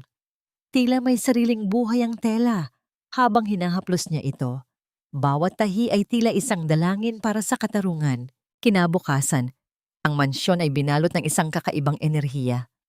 Ang mga tauhan ay abala sa pag-aayos ng mga bulaklak. Ang bawat kristal na baso ay pinapakintab hanggang sa magningning ito sa ilalim ng malalaking chandelier. Dumating ang mga caterers, ang amoy ng masasarap na pagkain ay humahalo sa halimuyak ng mga mamahaling pabango. Inutusan si Katrina na magsuot ng uniforme ng isang boy band, isang simpleng itim na damit at puting tapis. Pinanood niya si Doña Clarissa na nag-aayos sa harap ng salamin. Suot ang mga diamanting binili mula sa perang ninakaw sa mga mahihirap. Nakita niya si Dante na suot ang kanyang pinakamagandang Amerikana, handang magpanggap na isang perpektong asawa at anak. Nang magsimulang dumating ang mga bisita, ang tunog ng mga yabag ng sapatos sa marmol na sahig ay tila isang martsa patungo sa isang malaking labanan. Ang bawat tawa at kwentuhan ng mga bisita ay tila mga aninong naglalaro sa pader. Si Katrina ay tahimik na nagsisilbi ng alak. Ang kanyang mga mata ay palaging nakamasid kay Gabriel na kapapasok pa lamang sa bulwagan. Nang magtama ang kanilang mga paningin, isang bahagyang gwardya ng suporta ang nakita ni Katrina sa mga mata ng lalaki. Ngunit sa likod ni Gabriel, nakita niya ang isang estrangherong lalaki na nakatayo sa isang madilim na sulok.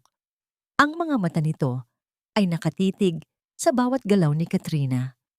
Ang takot na naramdaman niya kagabi ay muling bumalik. Sino ang lalaking ito? At bakit tila alam niya ang lahat ng kanyang mga hakbang? Ang musika ay nagsimulang tumugtog, isang marangyang himig na nagtatago sa katotohanang ang lahat ng naroroon ay nakatayo sa ibabaw ng isang malaking kasinungalingan. Ang entablado ay handa na. Ang mga manonood ay nasa kanilang mga upuan at si Katrina ay handa ng hatakin ng kurtina upang ilantad ang lahat. Ngunit habang papalapit ang sandali ng pagbubunyag, isang tanong ang tila naging malakas na bulong sa kanyang puso. Handa na ba siyang harapin ang lahat ng mawawala sa kanya para lamang makuha ang katarungang kanyang hinahangad? Ang dambuhalang kristal na chandelier sa gitna ng bulwagan ay naglalabas ng isang nakasisilaw na liwanag. Tila libu-libong diamanteng nagsasabog ng kislap sa bawat sulok ng mansyon. Ang bawat pagdaitit ng mga kristal na baso sa kamay ng mga panauhin ay lumilikha ng isang marangyang tunog, isang himig ng kayamanan na tila nagtatangkang lunurin ang anumang bahid ng dumi sa pamilya Ramos. Ang hangin ay mabigat sa bango ng mga mamahaling bulaklak at pabango. Ngunit para kay Katrina, ang bawat hininga ay tila lasong sumasakal sa kanyang lalamunan. Nakatayo si Doña Clarisa sa gitna ng entablado, suot ang isang bestidong kulay ginto na tila baluti ng isang reyna. Ang bawat salitang lumalabas sa kanyang mga labi ay puno ng tamis at pagpapakumbaba. Isang pagtatanghal ng kabutihan na tila isang banal na awit sa pandinig ng mga bisita. Ang karangalan ng pamilyang Ramos ay hindi lamang nakabatay sa aming yaman, kundi sa aming tapat na paglilingkod sa kapwa. Ang wika ng matanda, ang kanyang boses ay tila isang mahinahong agos ng tubig. Ang gabi na ito ay hindi lamang para sa aking kaarawan, kundi para sa ating pagkakaisa sa pagtulong sa mga nangangailangan. Sa gilid ng bulwagan, si Katrina ay naglalakad nang may mabibigat na hakbang. Bit-bit ang isang tray ng mga inumin. Ang kanyang itim na uniforme ay tila isang anino sa gitna ng makukulay na kasuotan ng mga panauhin. Siya ay naroroon upang magsilbi, upang maging isang buhay na paalala ng kapatawaran at kababaang loob na ipinagmamalaki ni Doña Clarisa. Ang bawat mapanuring tingin ng mga bisita ay tila mga latay sa kanyang balat. Ngunit nanatili siyang matatag. Ang kanyang paningin ay nakapokus lamang sa kanyang layunin. Namataan niya si Dante sa isang sulok, kasama ang isang babaeng nakasuot ng bestidong kulay asul. Ang babaeng nasa larawan. Masayang nakikipagtawanan si Dante. Ang kanyang mga kamay ay paminsan-minsang dumadampi sa likod ng babae. Isang uri ng pagpapakitang gilas na tila ba wala siyang asawang nagsisilbi sa paligid. Nang lumapit si Katrina upang mag-alok ng inumin, tumigil ang tawa ni Dante. Ang kanyang mga mata ay napuno ng pangungutya habang nakatingin sa kanyang asawa. Oops! So sorry. Masyadong mabagal ang serbisyo rito. Ang wika ng babaeng kasama ni Dante sa isang tonong puno ng arte. Sa isang mabilis at tila hindi sinasadyang pagkilos, natabig ng babae ang tray na hawak ni Katrina. Ang pulang alak ay dumanak sa itim na uniforme ni Katrina. Tila isang sariwang sugat na biglang bumuka sa kanyang dibdib. Ang bawat patak na bumabagsak sa sahig ay tila isang tunog ng pagkabigo na naririnig lamang niya. Sa halip na humingi ng paumanhin, tumawa lamang ng mahina si Dante habang pinupunasan ng ilang patak sa kanyang sariling sapatos. Be careful, Katrina. Masyadong mahal ang floor na ito para madumihan mo. Ang malamig na sabi ni Dante bago sila tuluyang tumalikod ng kanyang kasama. Sa gitna ng kahihiyang iyon, naramdaman ni Katrina ang isang presensya sa kanyang likuran. Nang lumingon siya, nakita niya si Gabriel. Ang kanyang mga mata ay nag-aapoy sa galit para sa kanya. Ngunit ang kanyang pagkilos ay nanatiling kalmado at kagalang-galang. Inabutan siya ni Gabriel ng isang puting panyo. Ang bawat galaw nito ay puno ng paggalang na tila ba siya ay isang reyna at hindi isang tagapagsilbi. Konting tiis na lang, Katrina. Malapit na silang mahulog sa sarili nilang bitag. Ang mahinahong bulong ni Gabriel. Ang kanyang boses ay tila isang mabalasik na sandata na nagbibigay ng lakas kay Katrina upang hindi gumuho. Tumango si Katrina. Isang matatag na pasasalamat ang nakasulat sa kanyang mga mata. Dahan-dahan siyang tumalikod at naglakad patungo sa silid-imbakan. Doon, sa gitna ng kadiliman, Hinubad niya ang basang uniforme. Mula sa isang nakatagong lalagyan, inilabas niya ang kanyang pulang bestido. Ang tela nito ay tila nagliliyab sa gitna ng dilim, isang simbolo ng kanyang muling pagsilang at ang dugong dumanak sa kanyang puso na ngayon ay magiging mitya ng kanyang paghihiganti. Samantala, sa labas, tumayo si Doña Clarisa sa gitna ng entablado at itinaas ang kanyang baso ng champagne. At ngayon mga kaibigan, nais kong ipakita sa inyo ang isang maikling video na nagpapakita ng aming mga gawain sa pondong tulong at ang pagmamahalan sa loob ng aming pamilya. Ang mga ilaw sa bulwagan ay dahan-dahang namatay. Iniwan ang lahat sa gitna ng isang inaasahang katahimikan. Isang malaking puting tela ang bumaba mula sa itaas. At ang liwanag ng projector ay nagsimulang gumuhit ng mga anino sa ibabaw nito. Ang bawat panauhin ay nakatingin, naghihintay na makakita ng mga larawan ng kawanggawa. Ngunit ang unang imaheng lumabas ay hindi ang inaasahan ng lahat. Ang mukha ni Doña Clarisa ay biglang namutla sa ilalim ng liwanag ng projector. Ang kanyang mga kamay ay nagsimulang manginig at ang basong hawak niya ay dahan-dahang nadulas mula sa kanyang mga daliri. Isang nakabibinging katahimikan ang bumalot sa buong mansyon habang ang bawat mata ay nakatitig sa screen kung saan ang isang anino ay dahan-dahang gumagalaw sa loob ng isang madilim na silid. Isang aninong naglalantad sa pinakamabahong lihim ng pamilya Ramos. Ang bawat mata sa loob ng malaking bulwagan ay tila nakapako sa puting tela na nagsisilbing tabing ng katotohanan. Sa halip ng mga larawan ng kawanggawa, ang screen ay nagpakita ng isang madilim na silid. Ang silid ni Leo noong gabing iyon.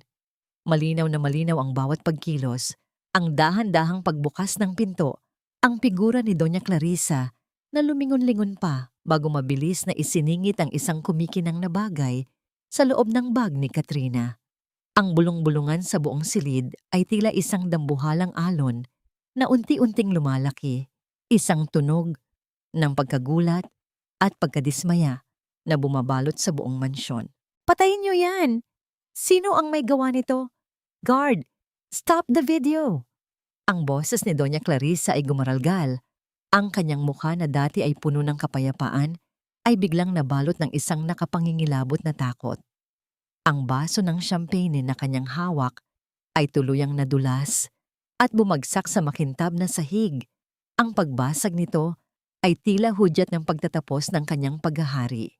Mula sa madilim na pasilyo, lumabas ang isang figura na tila isang naglalakad na apoy sa gitna ng kadiliman. Si Katrina, suot ang kanyang mapulang bestido, ay dahan-dahang naglakad patungo sa gitna ng entablado.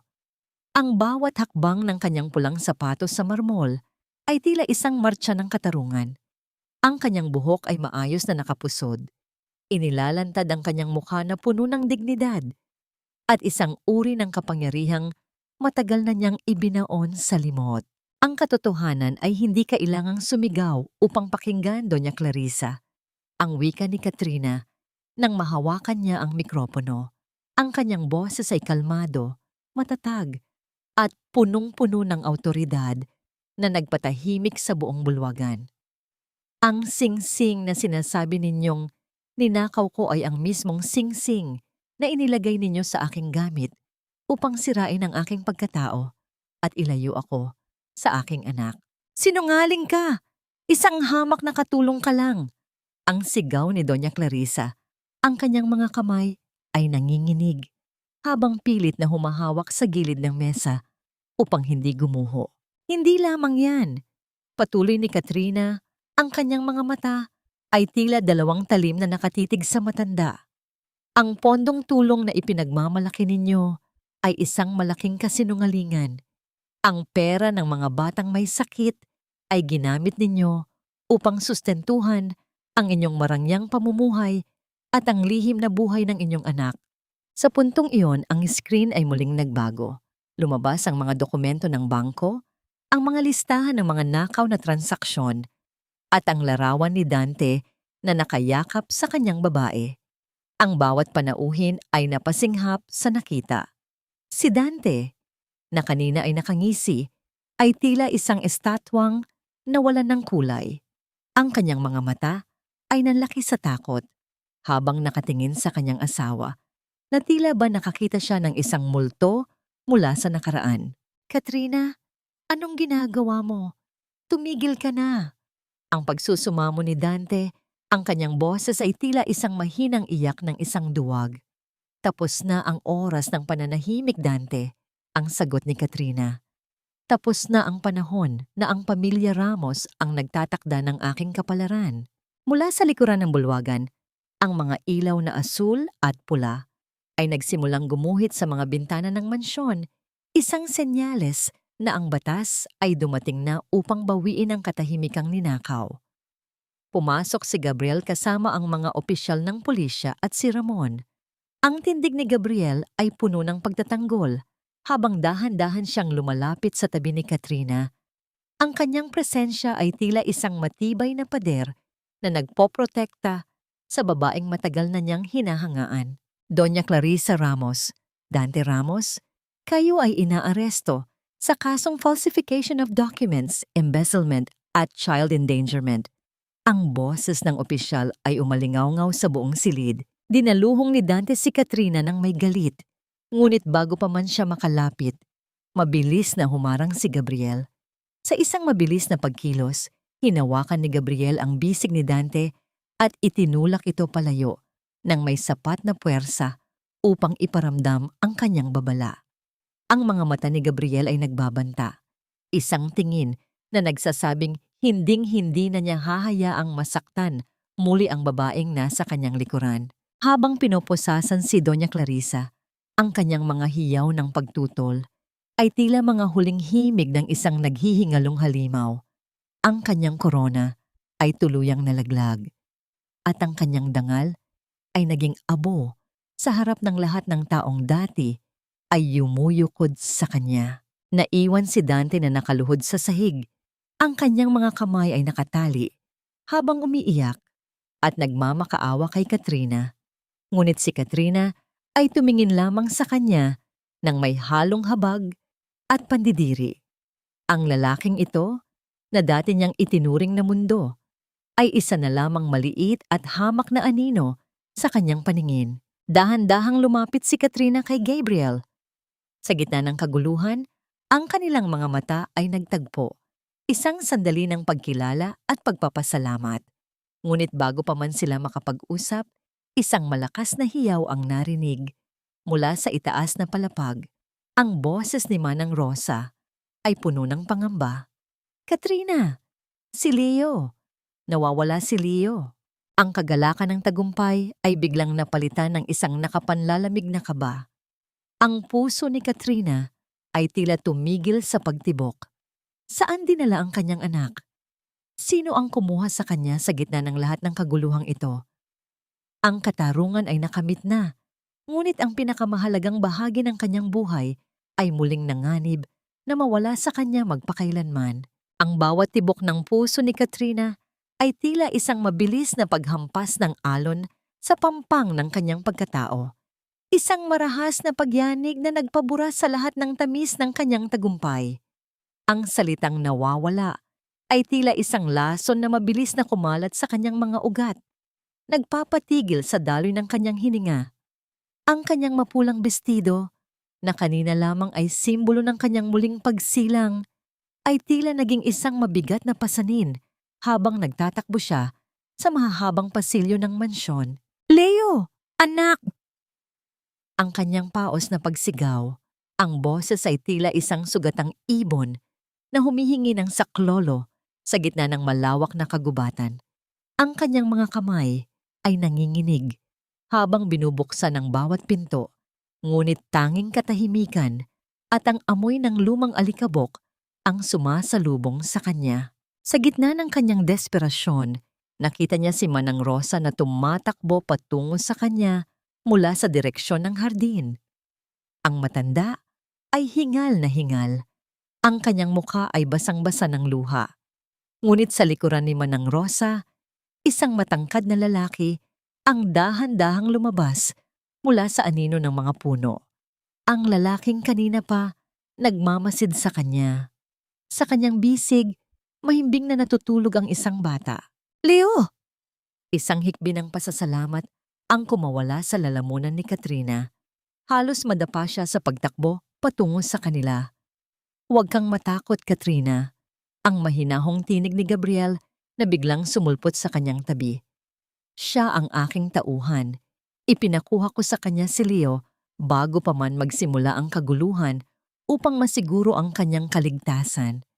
Alam kong hindi titigil ang biyanan mo sa paggamit sa bata hanggang sa huling sandali. Nang mayakap muli ni Katrina ang kanyang anak, unti-unting humupa ang takot at kaba na matagal na bumibigat sa kanyang dibdib. Ramdam niya ang init ng balat ni Leo at ang mahinahon nitong paghinga, mga simpleng bagay na nagbigay sa kanya ng matinding ginhawa. Mahigpit niyang niyakap ang bata at ipinikit ang mga mata. Tila doon niya muling natagpuan ang katahimikan na matagal niyang hinahanap. Sa sandaling iyon, naglaho muna ang lahat ng problema at alitan. Ang tanging mahalaga para sa kanya ay ang kaligtasan at pagmamahal ng kanyang anak. Dahan-dahang lumapit ang mga opisyal ng pulisya, kasunod si Dante na ngayon ay nakapuso at puno ng mantsa ang muka dahil sa luha. Ang kanyang dating makinis na Amerikana ay gusot-gusot na. Tila sumasalamin sa kanyang nagkadurog-durog na buhay. Nang makita niya si Katrina na karga si Leo, dinaluhong niya ito, ngunit mabilis siyang pinigilan ng mga pulis. Katrina, patawarin mo ako. Nagmamakaawa ako, kausapin mo sila. Ang hiyaw ni Dante. Ang kanyang boses ay tila isang mahinang iyak ng isang taong nalulunod.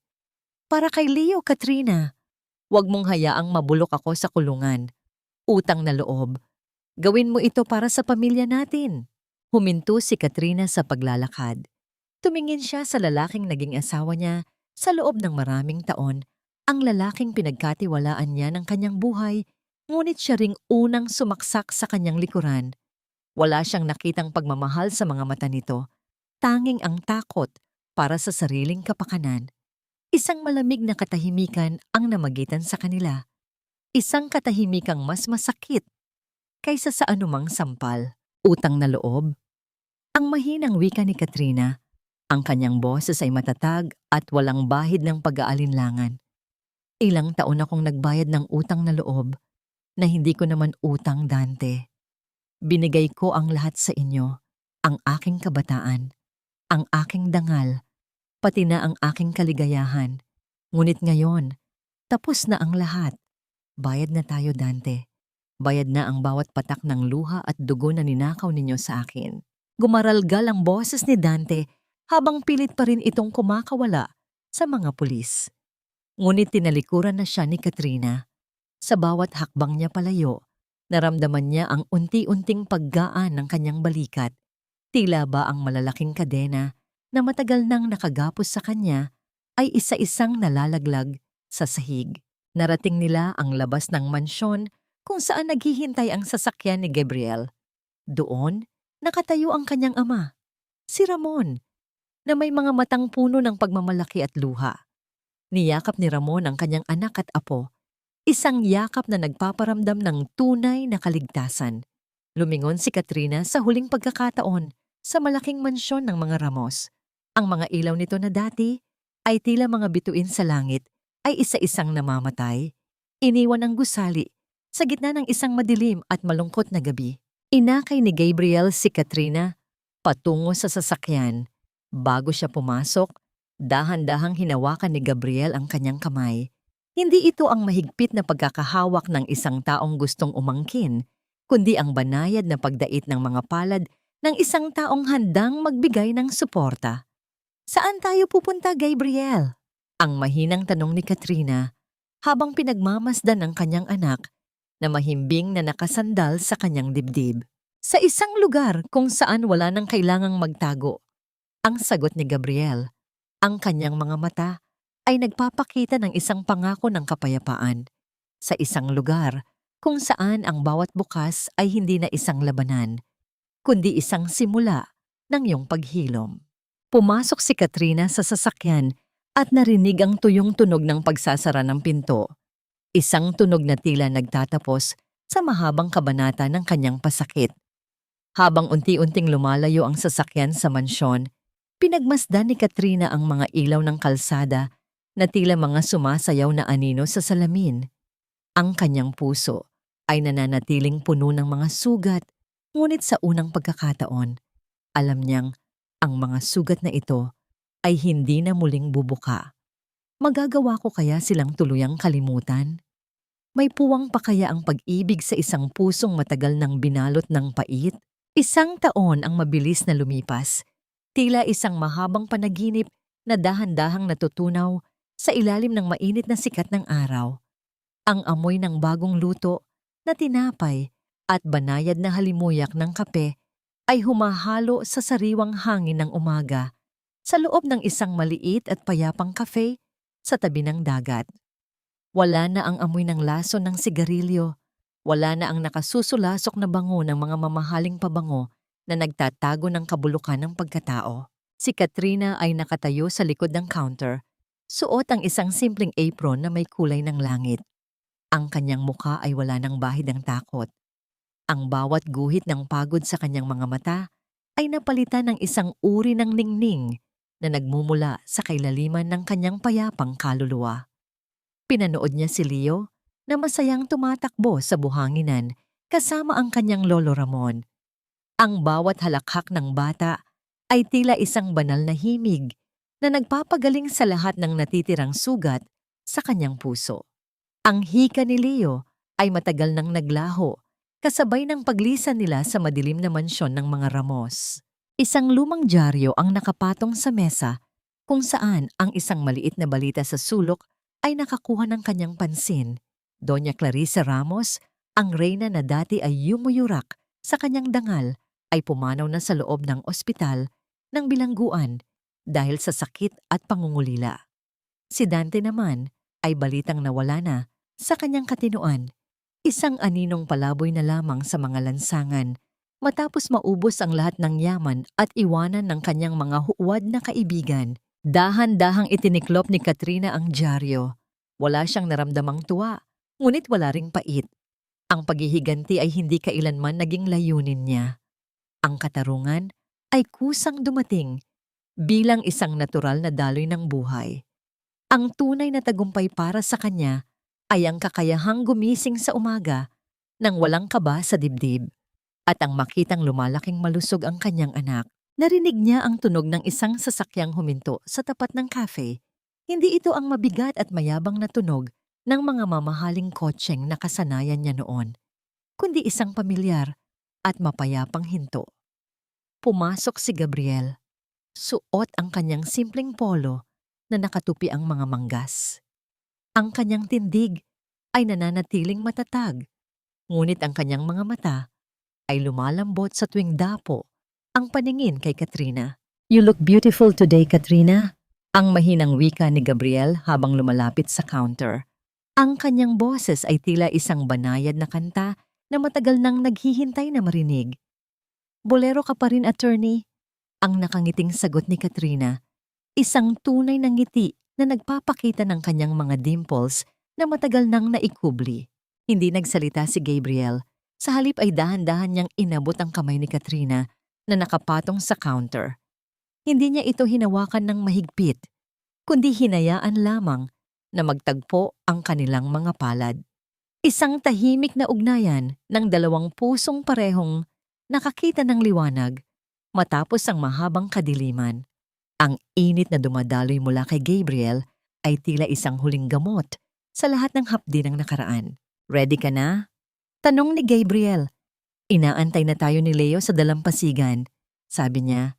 "Ituturo mo raw sa amin kung paano gumawa ng pinakamalaking sandcastle." Tumango si Katrina.